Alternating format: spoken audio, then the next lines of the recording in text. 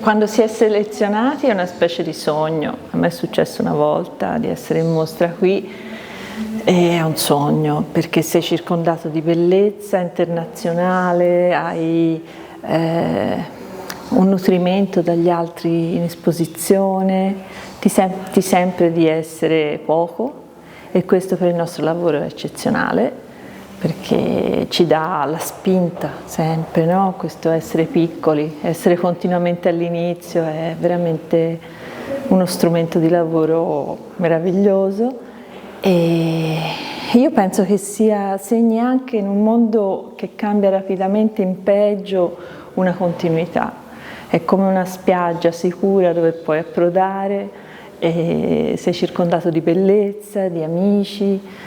colleghi con cui io sento sempre tanto affetto e quindi ecco, forse questo, oggi, più del resto direi. Lei è docente alla Scuola Internazionale Sì. di Illustrazione che rappresenta una fucina di talenti e che vengono annualmente esposti anche qui alla mostra. Sì, allora i miei corsi sono un po' particolari perché hanno un taglio arte terapeutico, perché io sono anche arte terapeuta e quindi per principio io non metto in competizione i miei corsisti, anzi per me conta molto che il gruppo abbia una coesione, che si creino dei rapporti profondi tra le persone, perché credo che sia uno strumento grande di lavoro, cioè non sentire, ci insegnano a competere. Io faccio un esempio dei piccolissimi, tante volte facendo i laboratori nelle scuole vediamo magari due bambini che fanno in due fogli, sono accanto lo stesso disegno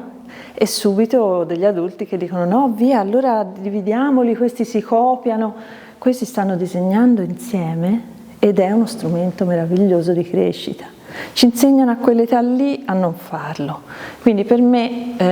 i miei corsi sono soprattutto uno strumento di questo tipo, quindi i miei corsisti non vanno in mostra, però poi partecipano a altri corsi e vanno anche in mostra, quindi il mio corso è un po' diverso.